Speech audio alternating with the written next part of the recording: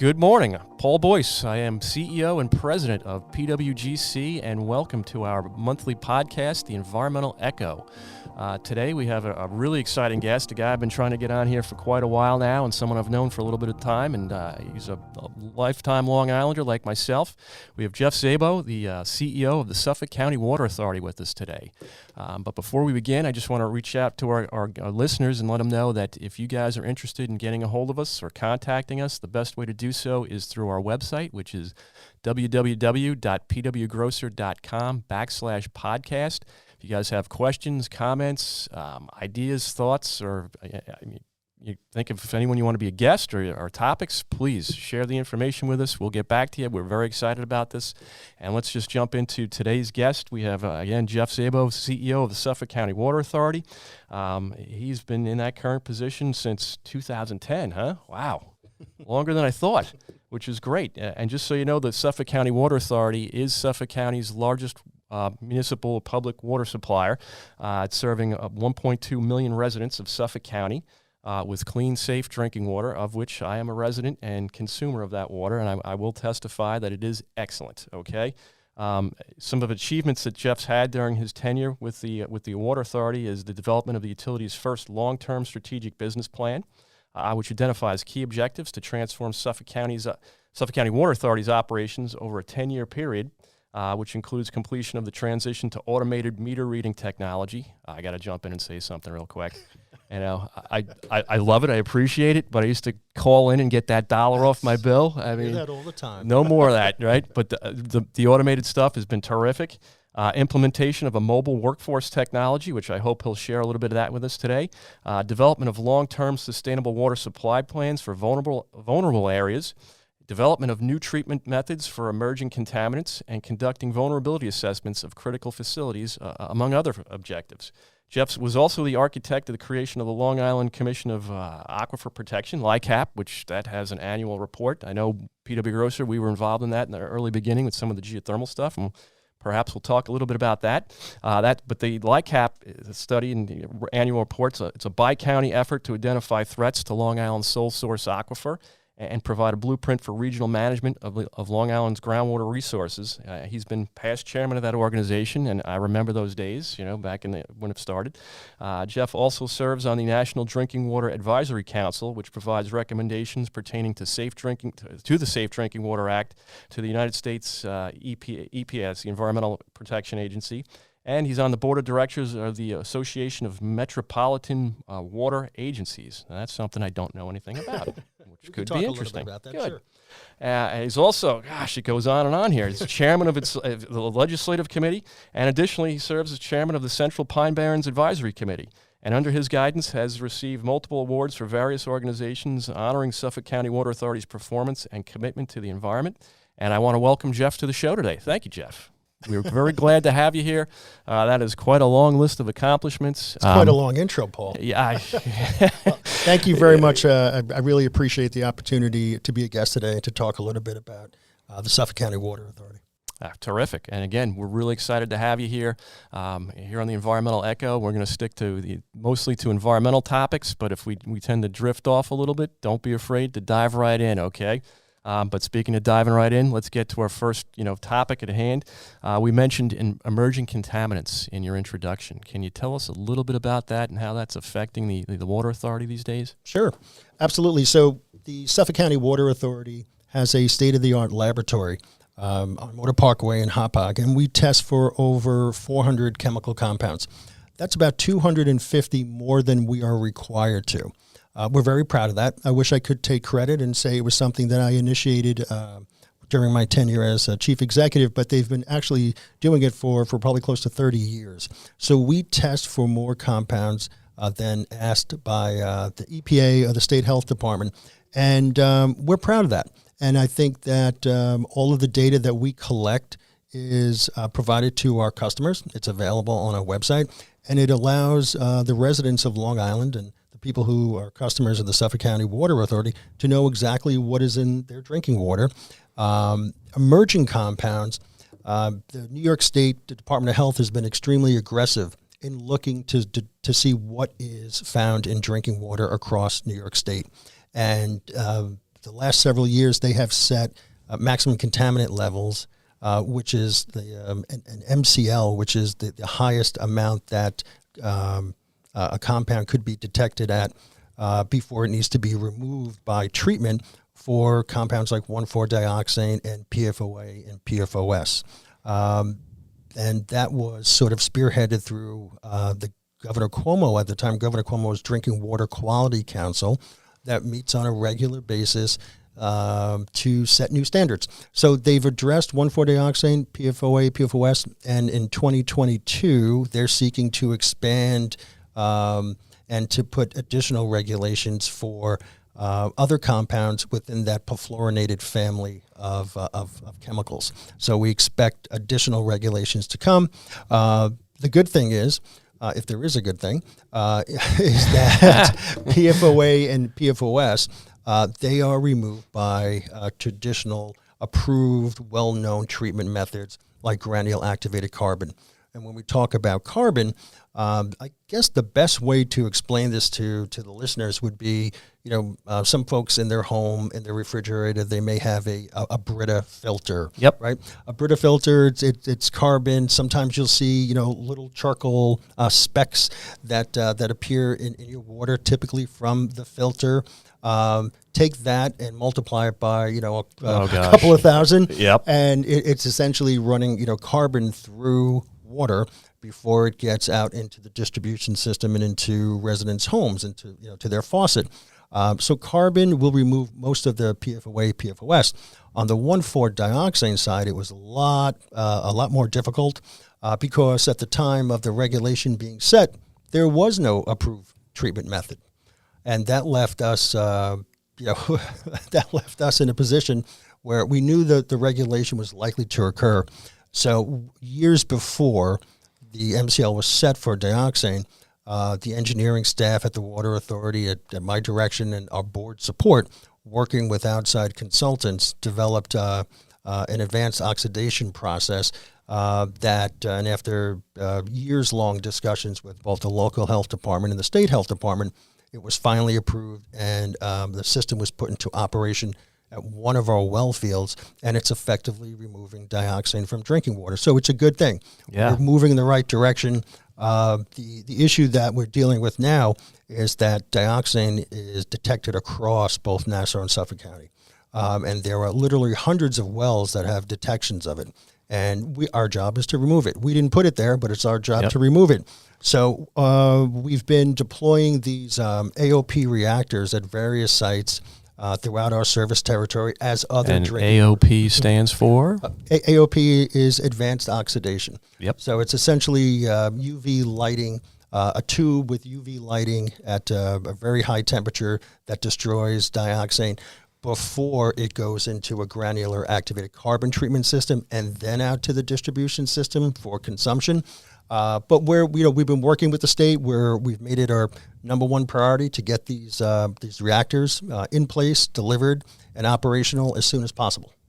Wow. Yeah, and this is no small undertaking. I mean, you guys have probably around 600 wells countywide, active wells, right? And so I assume a bunch of them are going to be required to have this type of treatment, and it's going to be not a small undertaking, either physically or financially, correct?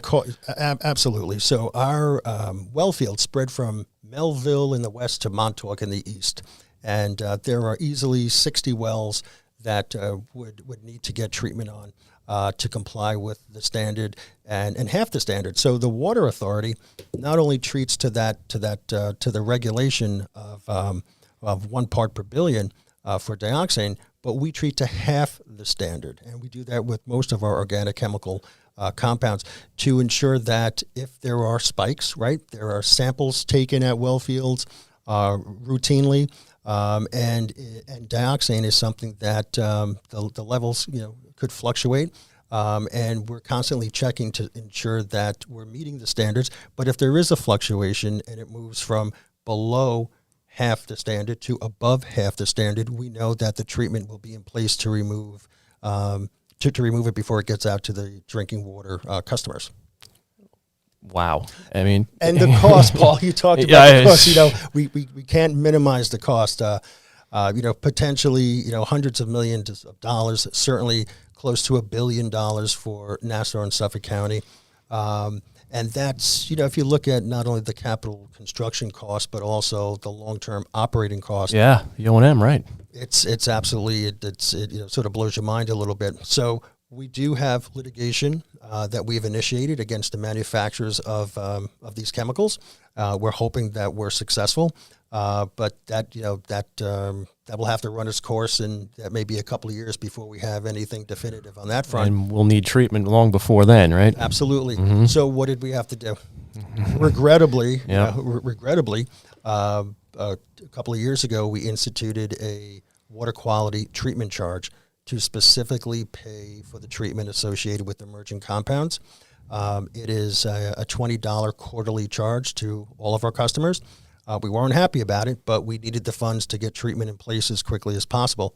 Our desire is to treat to zero, right? To remove it, all of these compounds completely from drinking water. So we needed the additional funds to do the capital work to get the treatment in place.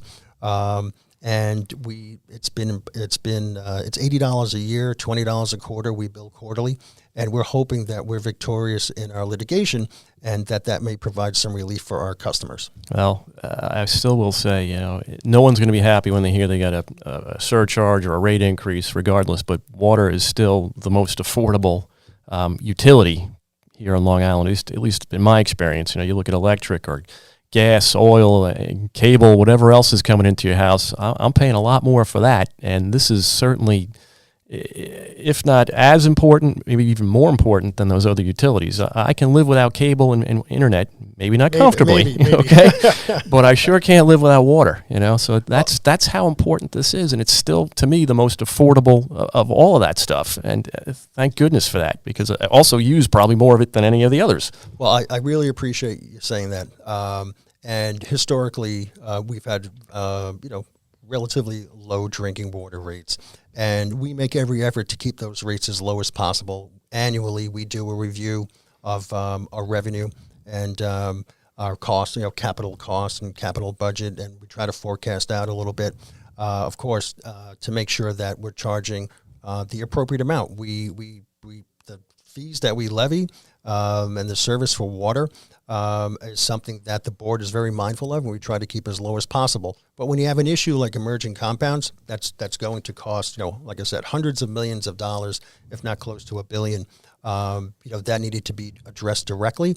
And we wanted to be very clear with our customers. We set a separate line item on their bill so that they knew it wasn't a consumption fee.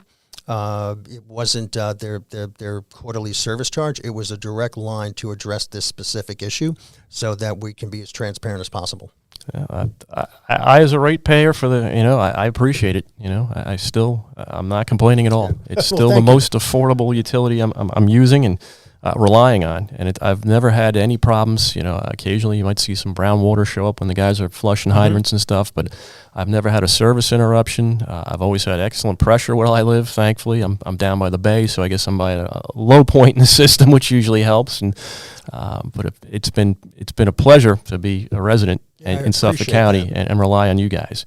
Just one last thing before we move off the emerging contaminants. You mentioned, there may be expand the perfluorinated list and stuff like that. But besides like PFOA, PFAS, are there any other contaminants out there that you guys see on the horizon that might be a problem for Suffolk County? For instance, like years ago, or not too many years ago, but a few years ago, it was like pharmaceuticals became like the hot topic, how they go through someone's body, end up, going out to a sanitary system and, ending up potentially in the drinking water. But do you guys see anything else on the horizon we need to be aware of or concerned about? Well, as I mentioned, we test for more than is required, and we're participate in the unregulated contaminant monitoring rule with the EPA, and that is a list of typically, I think it's between 30 and 40 compounds. So we're collecting a tremendous amount of data. Pharmaceuticals, that's certainly something that a lot of folks are concerned about. There's some talk at the federal level with the EPA and the health department, to look at other compounds as they continue to collect data. I think New York State most definitely will seek to regulate the fluorinated compounds, but as far as anything on the immediate, that we expect to be regulated within the next year or two, nothing comes to mind. So there's nothing. Okay, that's good to know. And I'm glad to see you guys aren't seeing anything that's troubling in all your additional sampling, which is also a good thing to know. So to move along a little bit, I mentioned earlier, I said the word geothermal. All right, and I know you guys have you're not against geothermal systems. You don't outlaw them. You're not prohibiting them, but there have been in the past some concerns with some of these systems, and I've had the opportunity to come in and talk to the Water Authority about these types of energy systems for heating and cooling homes, and some of them are closed loop, which that's totally separate, but the open loop systems where people are pumping groundwater and using groundwater, or maybe using another water source that can be of concern. What's the Water Authority's concern with geothermal systems? So you're certainly one of the experts when it comes to geothermal. You and your firm, Paul, have done a fantastic job at presenting the environmental benefits of geothermal to residents and to businesses across the region. We appreciate that. There certainly are benefits. Our concern, and I think the drinking water industry's concern about open loop systems, is the tremendous demand that it places on our infrastructure. And I think that closed loop systems certainly I think are sort of stand aside, a separate category, and not as detrimental. But the open loop systems, there are certain customers primarily on the east end of our service territory, maybe a large estate that has a geothermal system that could use tens of thousands, if not millions of gallons of drinking water. And our job is to make sure that there is enough supply. And often we have to put in additional infrastructure with boosters and other things to ensure that additional wells to make sure that there's enough water, not only to supply the average resident, but also individuals that have geothermal systems, and that can be a tremendous cost. So the concerns that we have are notification of the systems when they're going in, to ensure that we can ensure that we have enough for all of our customers in the area, and to make sure that there's proper fire protection and things like that. Oh yeah, 100%. That's something I always try to educate the clients and the developers and the people that are looking to install these things or considering them, is how it affects others. Right? There's it could be the Water Authority, it could be the local fire district. All of a sudden, they're pumping or they're using water, and maybe not pumping, but using water, and there's not enough pressure in the system to put out a fire down a block. You think somebody's going to realize that and turn their air conditioning off? It's not likely. So it becomes a health or a safety hazard. It's mind-boggling. So yeah, I'm glad you brought that up. Oh, absolutely. And I think that there are ways to certainly to address it.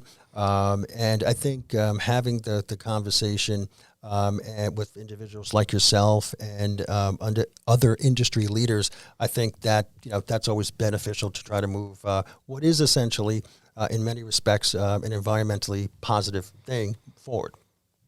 Good. Yeah, no, that's what we're all about here. So another topic that has been really big in the news, all right, and I suspect it's going to have some effect or impact to you guys, and that is this federal infrastructure bill, right? There's a talk of a lot of money coming down the pipeline. It's passed. It's just now a matter of doling everything out and who it gets doled out to. And I saw in New York State, water-related projects were high on the list, and as they should be, along with roads and bridges and airports and whatnot. But as I said, I need roads to be comfortable and to get to point A to B, but I need water to survive, right?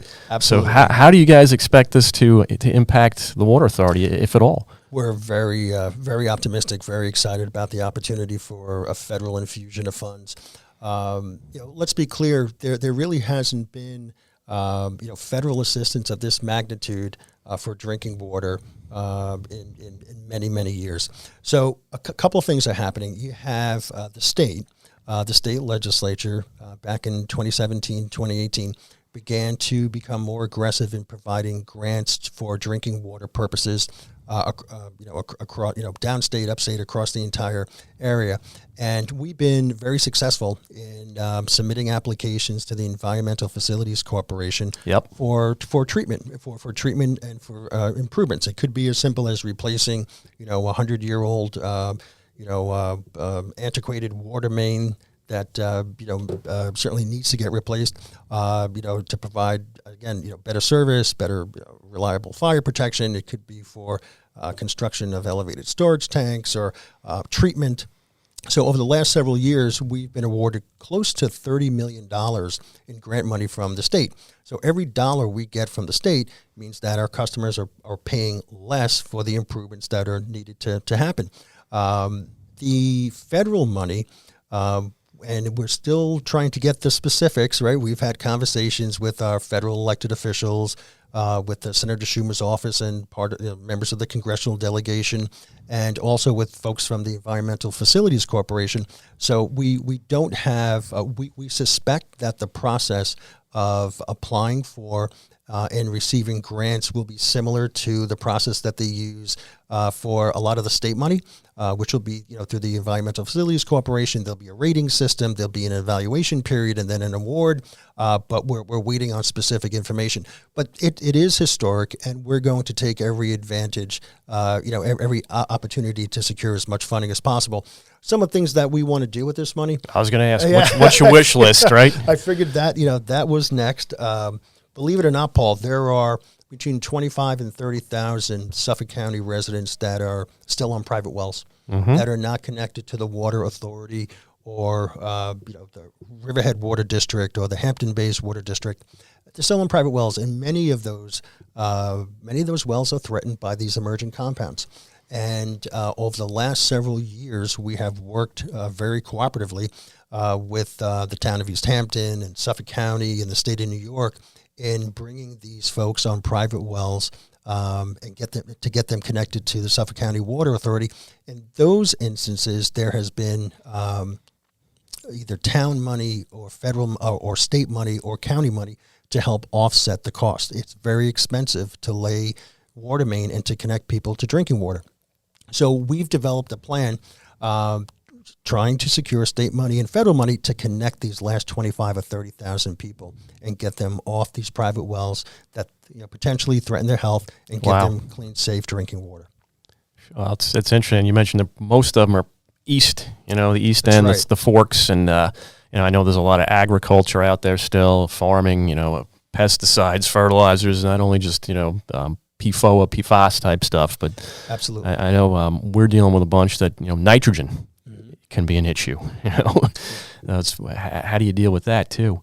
I'm fortunately, for us, the nitrogen has come up repeatedly as being a threat to drinking water. Certainly, it is a significant threat to to water, but not to surface water, but not necessarily drinking water. And it's an issue, but it would not be in my top 20 areas of concern. Out of our 600 active wells, we have one well that actually we treat for nitrogen removal out of all 600. But that doesn't mean that nitrogen poses problems, significant problems for surface waters and is a potential threat to the aquifer overall. So those efforts to remove whether it's pesticides or the emerging compounds or nitrogen, I think the health department, the layers of government, they should be applauded for bringing the drinking water issue to the forefront. Glad to hear that, Jeff. Thank you. So, Long Island, we continue to grow and hopefully prosper. We've come through this pandemic and we're seeing some economic revitalization. Things are hopefully going to get back on track sooner than later. And we've seen some growth. We're seeing inflation and all sorts of other things, but we won't get into the politics. But as Long Island grows, right, there's going to be a need for more water, right? And I know right now you guys are meeting capacity and everything else, and it's, but here we are, it's February, it's the dead of winter. You're not pumping as much as water as you normally do, say like in July, August, even into September, when the demand and the usage goes up because everybody loves a green lawn, That's right. How do you guys handle that usually when that comes around? Very good question. So Unlike other regions across the United States, you read in the newspaper and the media outlets about, the lack of water availability, right? California, the Southwest, Oh, yeah. even sections of the South, Florida, Georgia, where there are, lawsuits and, big, discussions related to the future of available water for domestic use and for consumption. We don't have that issue here in Suffolk County and Nassau County. We have enough water to last several lifetimes. 1,000 years if it stopped raining tomorrow, right?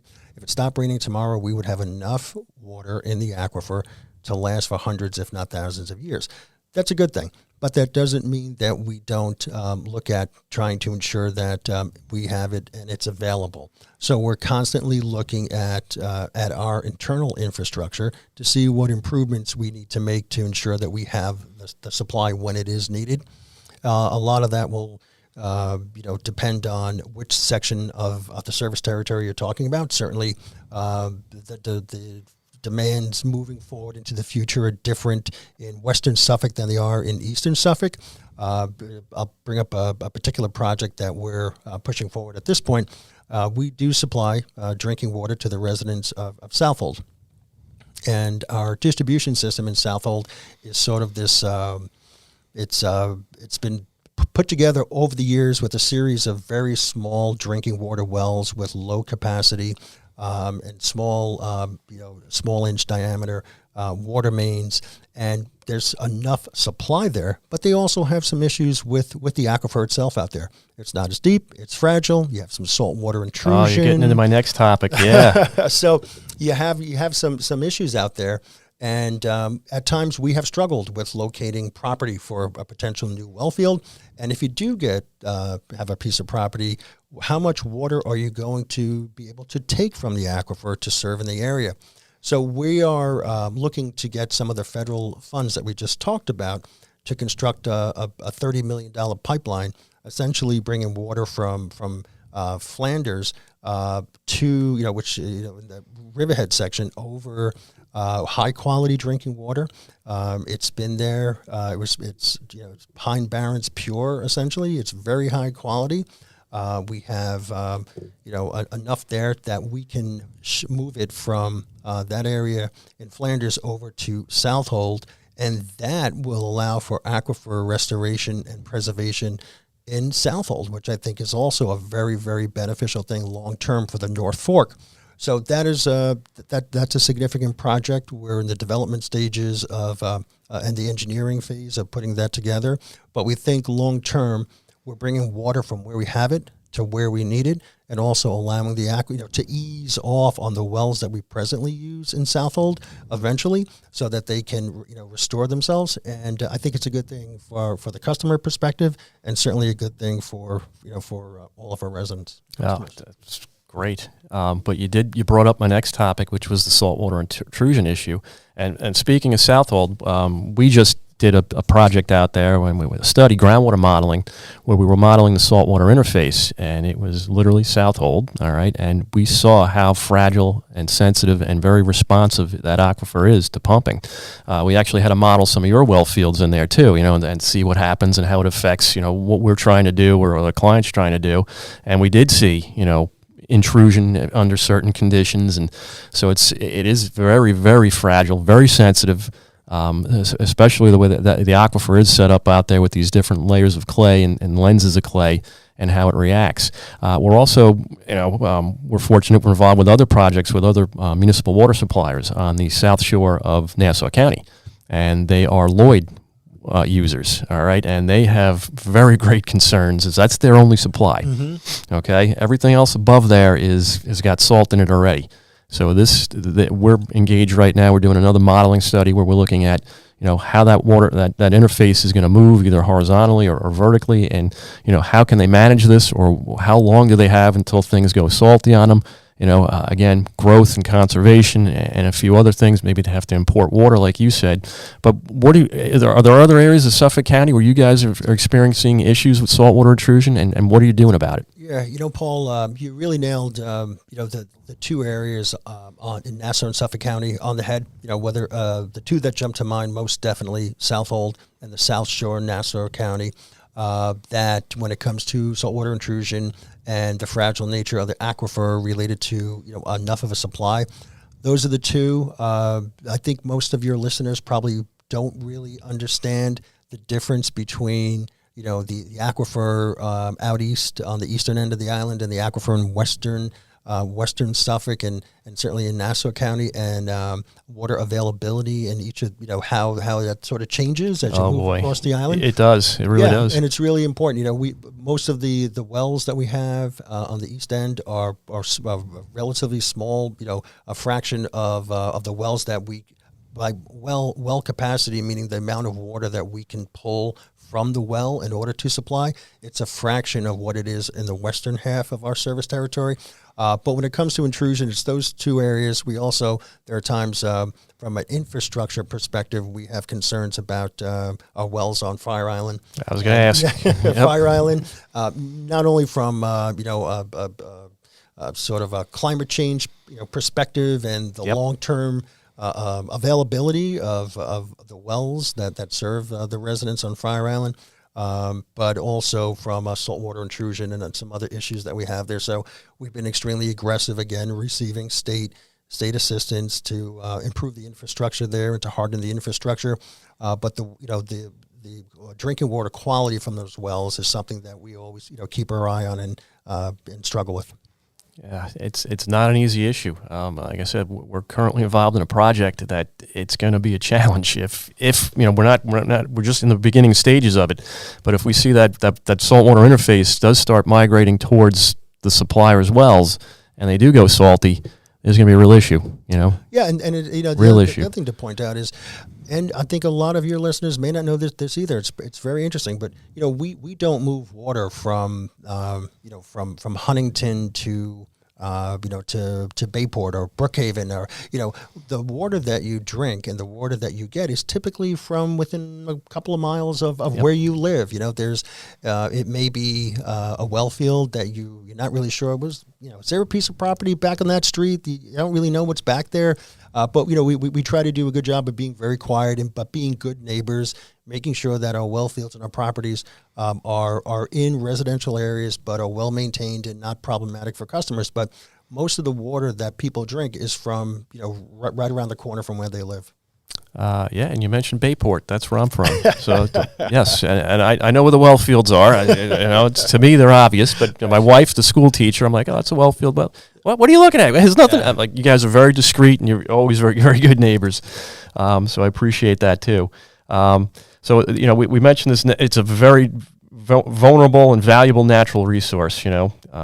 So we kind of touched on conservation, and you mentioned there is a lot of water out there. I think in some of my earlier podcasts, we were talking about some of the LICAP studies and the state of the aquifer, and it talks about like trillions of gallons of water, Absolutely. Numbers that are incomprehensible. But are there any efforts from you guys to encourage people to, maybe not use as much, 100%. Because during, as I said, the irrigation season, right? You guys could get, maybe you don't, but I know some other districts, they do get into some problems when their tanks are down, they don't have the pressure they need.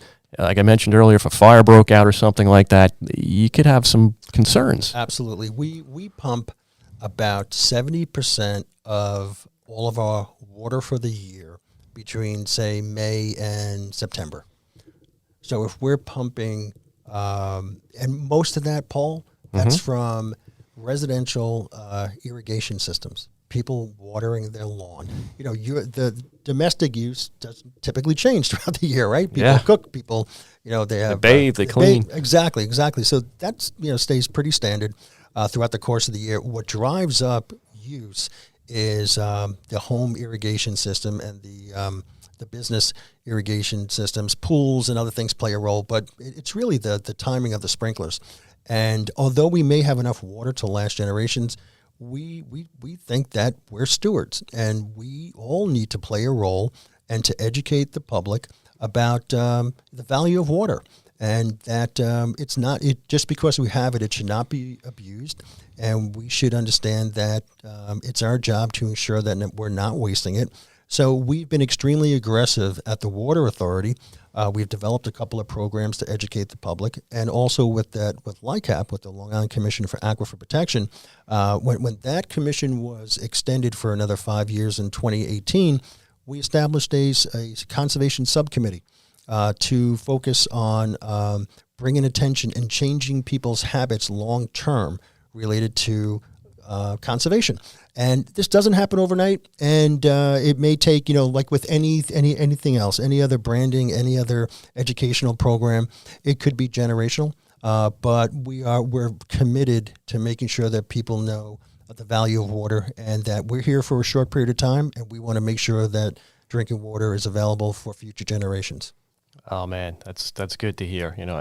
Back when I was shaving, I made the change where I used to let the faucet run and just, the whole time. Now I fill up the basin or the sink, and I try to use less. I've made my own, improvements. It's smart tips like that, believe it or not. And we have this in-home consultation, this program that's available to all of our customers.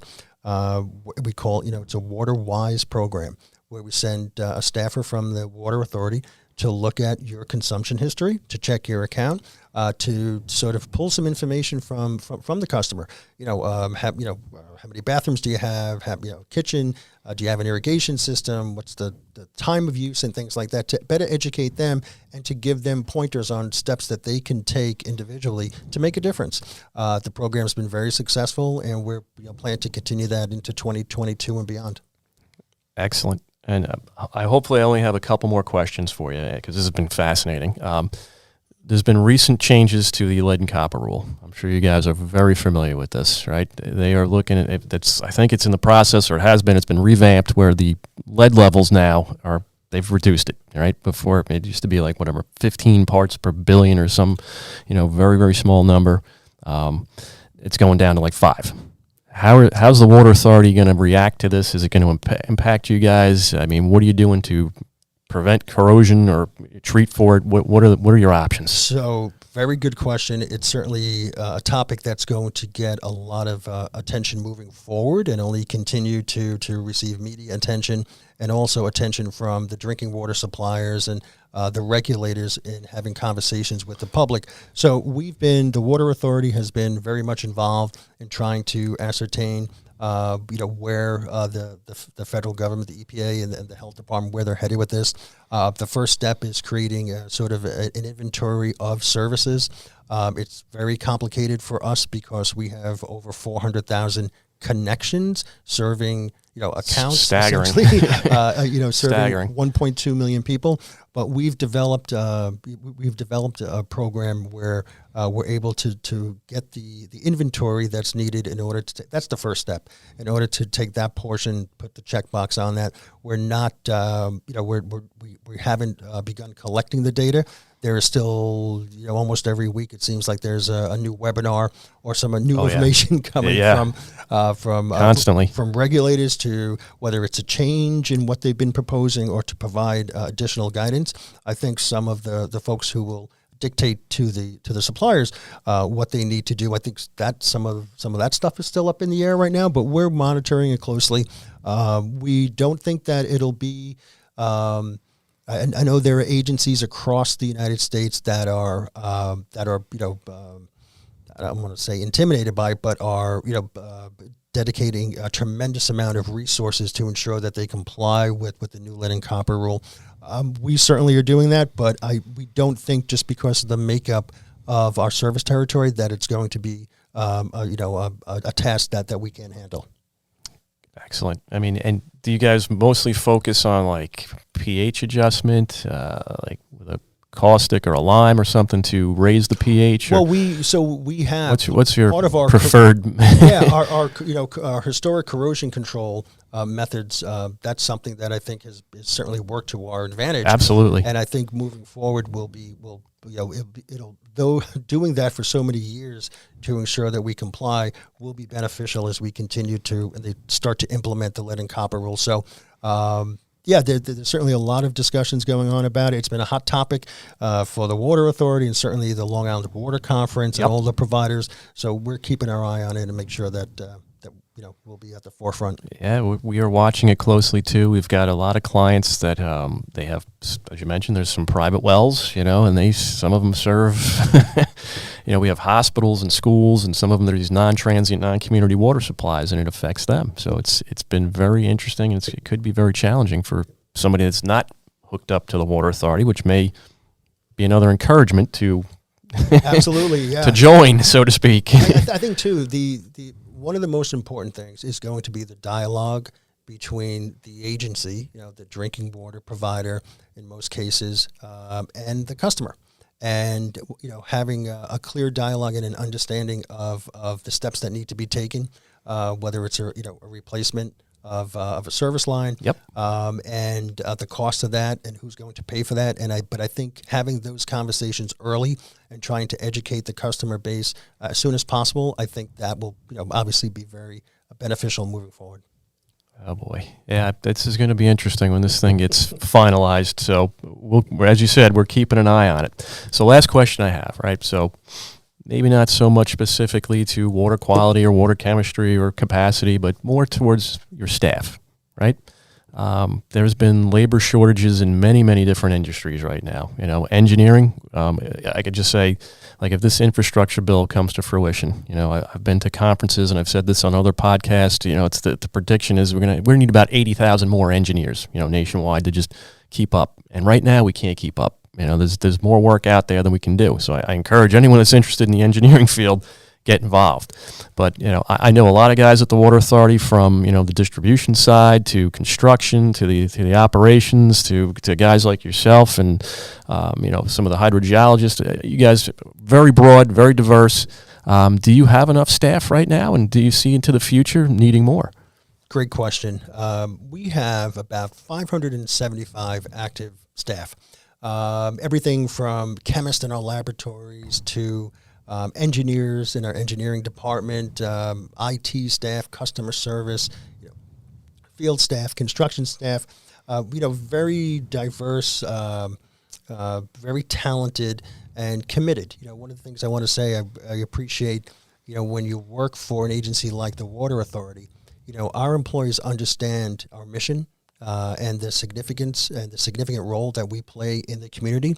We have struggled at times with recruiting and trying to find a civil engineer to develop plans for construction of a new chemical treatment building and things like that. We're here for you, and we love you guys. As I mentioned earlier, you're one of the leading firms, certainly in the region, and we'd love to partner with you if there are opportunities. So that's one obstacle where on the highly technical side, we have struggled in the past with recruiting, where we're looking for a couple of key positions right now. But I also think we're faced with a large portion of our employee base that is coming up to that 55-year-olds, and 25 years of service or 30 years of service, and they're looking to retire. So not only do we have the challenges of there's the infrastructure money, the state money, there's going to be a lot of work on Long Island, and that's a good thing, but we also are faced with our aging existing staff. So recruiting, retaining, providing incentives for employees, it's something that we're aware of and working on. I'm not sure if we have the answer, to be honest, if you do, share that silver bullet with me, because absolutely. We're about 70 people, my firm. Right now we have about 10 open positions. Think about that. It's just, it is a real challenge. And you mentioned the retention, and it's right now it's hanging on to people. There's been a lot of churn and turnover, and people just going because they can go right now, and other firms, trying to, take your talent. Well, and the thing too that we struggle with is, we're not the private sector, right?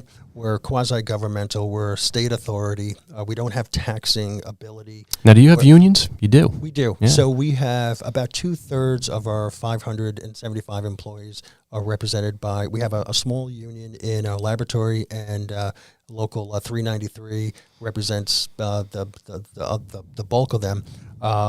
And the rest are sort of management exempt employees. So I think that I lost my train of thought there. I apologize. It's all right. But we're aware of it. We're doing what we can. We've been implementing succession planning, where we know that key employees plan to leave within the next 6 months or a year. Where we have the board support to bring somebody on early and to train into that person and to be a mentor and to be sort of a tutor for that individual that we think will replace that individual. So we're taking steps to do what we can to try to minimize the negative effects of losing key staff. Well, like I said, when you figure it out, I'm all ears, because it has not been easy, and we're trying to do the same thing. We're trying to be very competitive with salaries and benefits and flexibility. I mean, you guys may not have the same. That was the point I wanted to make. When something happens, you guys have to be there. It's not like I want to work from home today, or I'll work on Saturday, or whatever. I'll get you the 40 hours or whatever you need, but it's going to be on my schedule. That doesn't always work with you guys. Oh, exactly. So we're a little different, but also from a compensation perspective. We're not the private sector. We have excellent starting salaries and benefits, and you're part of the state retirement system. But we don't give out bonuses. No one gets a company car anymore. There's probably 2 or 3, maybe 4 or 5 people left. So some of the things that traditionally were done or can be done in the private sector, they're not really options for the water authority because of how we're structured. That's totally understandable. That's why my rates are nice and low, right? Well, we do the best we can. I totally appreciate that, Jeff. Well, before we wrap up, is there anything you want to mention that we didn't cover today, or something you want to let our listeners know about the Water Authority, or your mission or your vision, or whatever? I appreciate that. I think there are just a couple of things. This has been a lot of fun. And I'll tell you, Paul, you do a great job. Thank you. I've listened to several of your podcasts, and they're engaging and very interesting. I always learn something. Water Authority, we have our own podcast. Oh my God, I forgot to say that. So I do. Thank you. I do want to promote it. It's called What About Water? And I've listened to yours. I also enjoy it. Thank you so much. It's called What About Water. You can find it on all podcast platforms and YouTube and Spotify and Apple Podcasts and all that. I think we probably agree on this, but when we started our podcast about a year ago, about a year and a half or so, we thought that this is something that is sort of the next wave of contacting and communicating with our either our customers or our clients, and providing key worthwhile information to them. So it's been successful, and I asked folks to certainly give it a try and let us know what you think. We also we're Facebook and Twitter, and people can certainly reach out to us if they have questions about their drinking water, or they want an in-home consultation. You can call the Water Authority at 631-698-9800, and we'll come out and we'll do everything we can to answer any questions or resolve any problems you might have. It's good to know. Good to know. And again, I apologize. I meant to plug Jeff's podcast. You guys can listen to the Water Authority and Jeff again at What About Water on all the usual podcast channels and apps, and just like the Environmental Echo here. But again, I want to thank Jeff for coming in and taking the time to speak with us, and to give the listeners a little more insight into the Suffolk County Water Authority, its operations, and its vision for the future here of Long Island, and how we handle water and get it to the residents. But again, I am Paul Boyce, the CEO and president of PW Grocer, and this is the Environmental Echo, the podcast. So you guys, if you need to reach us again, it is www.pwgrocer.com/podcast. And I want to thank Jeff again, as well as our listeners and subscribers today for joining us. And I hope you guys found this as informative and enjoyable as I did. Thank you. Thank you, Paul.